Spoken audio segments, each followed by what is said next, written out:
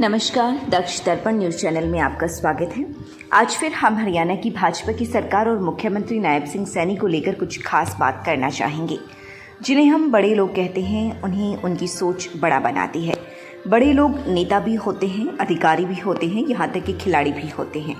राजनीति भी खेल की तरह ही है, जिसे नेता अलग अलग तरीके से खेलते हैं। कोई इसे कबड्डी की तरह खेलता है, जिसमें मौका देखा जाता है। रेड करने वाला खिलाड़ी कभी आक्रामक होता है, कभी रक्षात्मक होता है।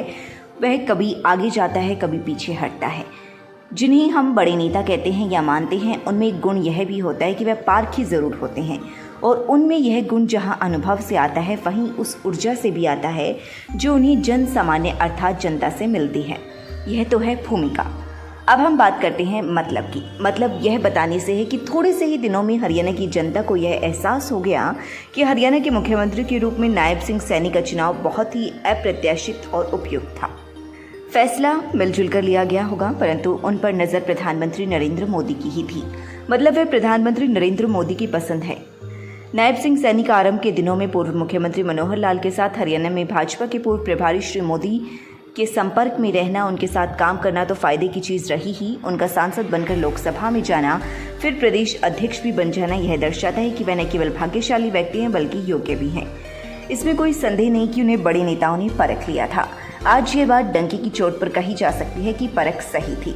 नायब सिंह सैनी ने लगभग 6 महीने के अपनी कामकाज, डीलिंग, कॉन्फिडेंस और समय अनुकूल समायोजन के अलावा सबको साथ लेकर चलने के जिस नायाब तरीके को जीवन में धारण किया है, उससे उनके विरोधी न केवल विस्मित हैं बल्कि हैरान भी हैं।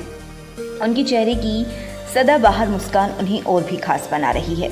लोगों ने देखा कि लोकसभा के चुनाव से पहले तत्कालीन मुख्यमंत्री मनोहर लाल पार्टी में अपने विरोधियों को ठिकाने लगाने की मुद्रा में नजर आ रहे थे, तो उन्होंने प्रधानमंत्री या हाईकमान से विचार विमर्श कर एक तीर से 2 शिकार करने का काम पूरा करके दिखाया। उन्हें पता था कि नायब सिंह सैनी को मुख्यमंत्री बनाया जा रहा है। राजनीति में मौके पर तीर चला देना न केवल ज़रूरी होता है बल्कि कई बार उपयोगी मतलब कारगर भी सिद्ध हो जाता है। बताते हैं कि श्री मनोहर लाल ने एक आइडिया अप्लाई किया और हाई कमान के समक्ष यह पेशकश कर डाली कि नायब सिंह सैनी को सांसद से सीधा मुख्यमंत्री बनाने के स्थान पर एक और व्यवहारिक पहल की जानी चाहिए। मतलब उन्हें मुख्यमंत्री बनाने से पहले प्रदेश का अध्यक्ष क्यों न बना दिया जाए। इससे एक तो मुख्यमंत्री के रूप में उनकी नियुक्ति तर्क संगत लगेगी, दूसरे वह तब तक अध्यक्ष के नाते पूरे हरियाणा में अभिनंदन मिलन के नाम पर कार्यकर्ताओं से मेल मिलाप भी कर लेंगे और जो आगे चलकर उनके काम आएगा। प्रस्ताव व्यवहारिक था, जिसे हाईकमान ने फौरन मान लिया। लेकिन यहाँ मनोहर लाल का एक तीर यह भी चल गया कि उन्होंने उस समय अध्यक्ष पद का विराजमान ओम प्रकाश धनखड़ को चलता कर दिया। उन्हें पता था कि टिकट वितरण के समय धनखड़ प्रधान रहे तो वह कबाब में हड्डी बन जाएंगे और दिक्कत पेश करेंगे। यहाँ एक बात और महत्वपूर्ण है कि मनोहर लाल शायद धनखड़ को उस गलती के लिए झटका भी देना चाहते थे जो उन्होंने गफलत में मतलब गलतफहमी का शिकार होकर हिसार में की थी। बता दें कि उन्होंने कथित तौर पर हिसार में पार्टी के कार्यकर्ताओं के कार्यक्रम में कुछ कार्यकर्ताओं को उकसाकर मनोहर लाल की उस समय हुटिंग कराई थी जब वह संबोधन के लिए खड़े हुए थे। मनोहर लाल को यह कहना पड़ा था कि क्या यही आपका संगठन है। इसके अलावा बताया जाता है कि उन्होंने इस अनुशासनहीनता और दुशासन की शिकायत उस समय के प्रभारी से शायद आमने सामने होकर की थी। कोई माने या न माने, लेकिन इस घटना के बाद मनोहर लाल ने ओम प्रकाश धनखड़ को एक तरह से उनकी औकात दिखा देने का काम किया और वह एक बार फिर चुनाव हार कर घर बैठ गए। आज धनखड़ को इस बात का एहसास और मलाल खूब हो रहा होगा कि नेता को किसी न किसी सदन का सदस्य तो होना ही चाहिए। यदि ऐसा नहीं है तो उसकी न पार्टी में कदर है न जनता में। मनोहर लाल और नायब सिंह सैनी ने भारतीय जनता पार्टी के एक और नेता को बड़े तरीके के साथ यह समझाया कि राजनीति के असल मायने होते क्या हैं। इन दोनों ने मिलकर एक ऐसा अनोखा और कूटनीतिक दाव खेला जिसमें यह नेता नाटकीय तरीके से फाउल हो गया। यह नेता कोई और नहीं बल्कि वह है अनिल विज। बताते हैं कि मनोहर लाल और नायब सिंह सैनी को सारी चीज़ों का पता था कि होना क्या है।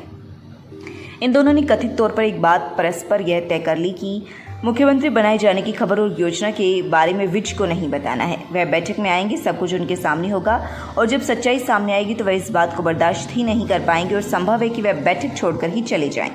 सांसद होते नायब सिंह सैनी विधायक दल की बैठक में मौजूद थे, तो इस स्थिति को अनिल विज आरंभ में शायद समझ ही नहीं पाए थे। उन्हें पता तब लगा जब विधायक दल के नेता के रूप में नायब सैनी का नाम प्रस्तुत किया गया। यह नाम आने के बाद अनिल विज असहज हो गई और उन्होंने वही किया जिसकी आशंका थी, वह मीटिंग छोड़कर चले गए। इसके बाद जो हुआ सब जानते हैं। उन्हें नायब सिंह के मंत्रिमंडल में लिया ही नहीं गया।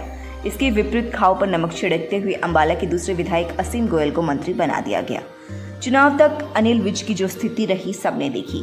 यह तो अनिल विज का सौभाग्य कि कांग्रेस ने उनके मुकाबले चित्रा सरवारा को टिकट नहीं दी। यदि चित्रा कांग्रेस के टिकट पर चुनाव लड़ती तो अनिल विज 2005 की तरह चुनाव हार गए होते। अनिल विज को नायब सिंह सैनी जिस शानदार तरीके से हैंडल कर रही हैं, उसे श्री विज को छोड़कर सब लोग देख भी रहे हैं, समझ भी रहे हैं। यमुनानगर रैली के अवसर पर मंच पर प्रधानमंत्री नरेंद्र मोदी के जो भाव थे उसे पूरी दुनिया ने देखा। खुद को 7 बार का एमएलए बताते हुए जोर जोर से गर्दन हिलाने वाले श्री विज की राजनीतिक समझ देखी कि उन्होंने मुख्यमंत्री को नाराज किया, प्रदेश अध्यक्ष को नाराज किया, एक बड़े अधिकारी रहे, सरकार के मुख्य सूत्रधार से पंगा लिया, अधिकारियों से संबंध खराब किए। यदि अब इन्हीं कारणों से पद से हटा दिए गए तो किसी को लेश मात्र भी आश्चर्य न होगा। श्री विज को शायद यह बात भी समझ में नहीं आ रही है कि मंत्री कौन कौन बनेंगे या नहीं, अभी स्पष्ट नहीं है। लेकिन यदि किसी को हटाए जाने की खबर चल रही है तो उसका नाम अनिल विज है। यदि अनिल विज मौजूदा सरकार में अपना कार्यकाल पूरा कर गए तो यह उनकी सारी नासमझियों की माफ़ी मांगनी जाएगी। लेकिन जिन लोगों ने नायब सिंह सैनी की तासीर और टेम्परामेंट को समझा है, उन्हें लगता है कि अब अनिल विज को सावधान रहने की सख्त ज़रूरत है। एक बार फिर फाउल होते नजर आ सकते हैं।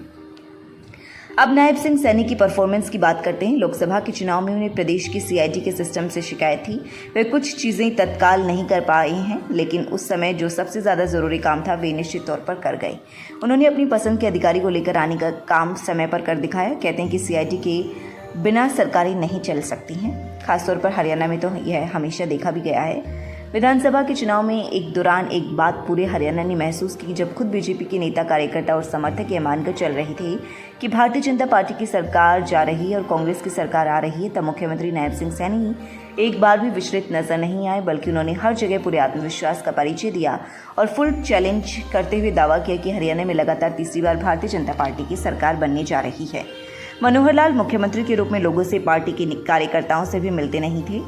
पार्टी के वरिष्ठ नेताओं और कार्यकर्ताओं को भी अपॉइंटमेंट लेकर आने की बात करते थे। लेकिन नायब सिंह सैनी के आने के बाद कुटिया में खुले द्वार की स्थिति देखने को मिल रही है। बहुत खास बात यह है कि जिन लोगों का मनोहर लाल से या पार्टी किसी दूसरे बड़े नेता से स्वाभाविक तालमेल नहीं था, उनको भी नए मुख्यमंत्री ने नए ढंग से निपटाने की कोशिश की है और उन्हें भी गले से लगाकर एक अनूठी शुरुआत कर दी है। मुख्यमंत्री बहुत मेहनत कर रहे हैं और जनसभा हो या मीडिया से रूबरू होना, दोनों जगह उनका कॉन्फिडेंस अनुकरणीय नजर आता है। आज स्थिति यह है कि जिन भाजपा नेताओं ने मनोहर लाल का स्वाभाविक तालमेल नहीं दिखता था, उन्हीं के साथ नायब सिंह सैनी स्वाभाविक और खुले दिल से मिलते नजर आ रहे हैं, तो लोग मुख्यमंत्री की भूरी भूरी प्रशंसा करते हैं। एक बात और यह देखी जा रही है कि मुख्यमंत्री जहां अपने विधायकों का आदर सम्मान करते हैं, वहीं विपक्ष के विधायकों को भी पूरी इज्जत देते नजर आते हैं।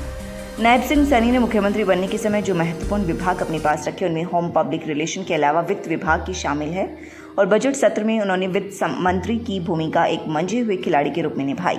नई सरकार बनने के बाद हरियाणा में सरकार और संगठन में एक शानदार और अनुकरणीय तालमेल देखने को मिला है। मुख्यमंत्री और प्रदेश अध्यक्ष में एक स्वाभाविक समन्वय किसी भी समय देखा जा सकता है। इन दोनों ने मिलकर 2 ऐसे निर्णायक कदम उठाए हैं कि इनका लाभ भारतीय जनता पार्टी को देर तक और दूर तक मिलेगा।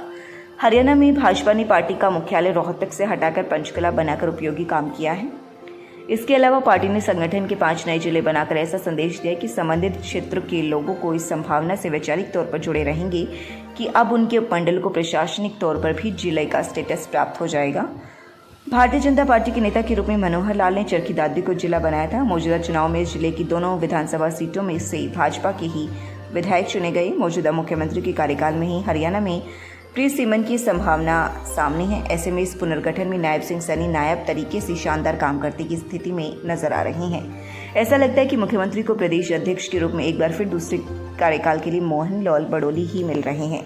अब इस घोषणा के बाद वे अपनी सुविधा अनुसार कई बड़े फैसले लेने वाले हैं। एक बात साफ है कि खास पदों पर उनके अपने विश्वास पात्र ही काम करते नजर आ सकते हैं। मतलब हरियाणा में जल्दी ही एक बड़ा फेरबदल होगा। हरियाणा में ट्रिपल इंजन की सरकार में निर्णायक स्थिति में नजर आ रहे मुख्यमंत्री नायब सिंह सैनी अपने कार्यकाल में परिसीमन को भी शानदार स्वरूप देने का काम कर सकते हैं और कांग्रेस में और भी सेंध लगा सकते हैं। उन्हें पता है कि प्रदेश में एक समुदाय विशेष के वह लोग भी हैं जो कल ये सोच रहे थे कि भाजपा को हरे कैसे, अब यह सोचने लगे कि भाजपा में जाएं कैसे। कांग्रेस के 2 पूर्व विधायकों को भाजपा में लाने का काम सीएम सैनी ने इतनी सफाई से किया कि भूपेंद्र सिंह हुड्डा ही नहीं, कांग्रेस के बड़े बड़े नेता अवाक रह गए। अब एक बात सबकी समझ में आ रही है कि नायब सिंह सैनी को डमी मुख्यमंत्री मानने और कहने वाले लोगों को अपनी गलती सुधार लेनी चाहिए। अंत में यह कहना भी पड़ रहा है कि एक बार भाजपा के राष्ट्रीय अध्यक्ष का फैसला हो जाने तो फिर इस मुख्यमंत्री की चाल देखना। चंडीगढ़ से दक्ष दर्पण चैनल के लिए संपादक धर्मपाल वर्मा की रिपोर्ट।